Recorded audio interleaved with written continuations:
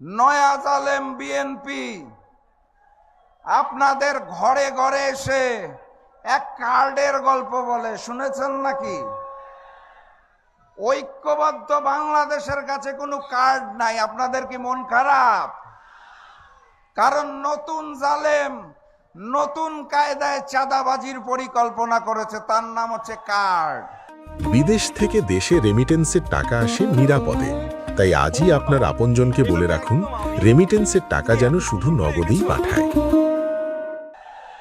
Fascist Sheikh Hasina বলেছিল 10 টাকা কেজিতে চাল দিব, 5 টাকায় ডাল দিব, ঘরে ঘরে চাকরি দিব।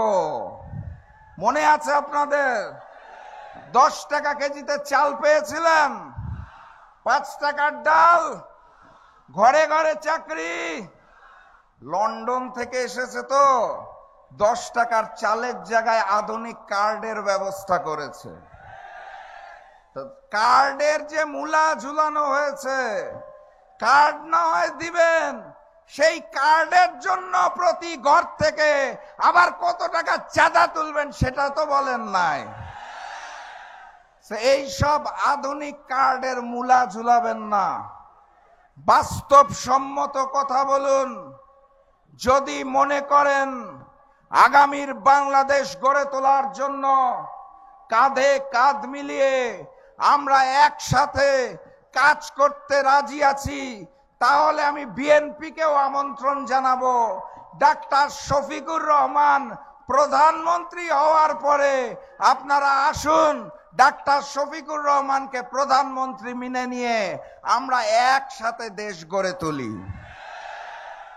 আর যদি মনে করেন ওই যে আই হ্যাভ আ প্ল্যান গুপ্তর মতো দেশে আসবেন আর লন্ডনে দৌড়াবেন, আপনাদের নেতাকর্মীরা চাঁদাবাজি রাহাজানি চালিয়ে যাবে, মামলাবাজি চালিয়ে যাবে, ভূমি দখল চলিয়ে যাবে, তাহলে মনে রাখেন বাংলার তৌহিদি জনতা রক্ত দিতে শিখেছে।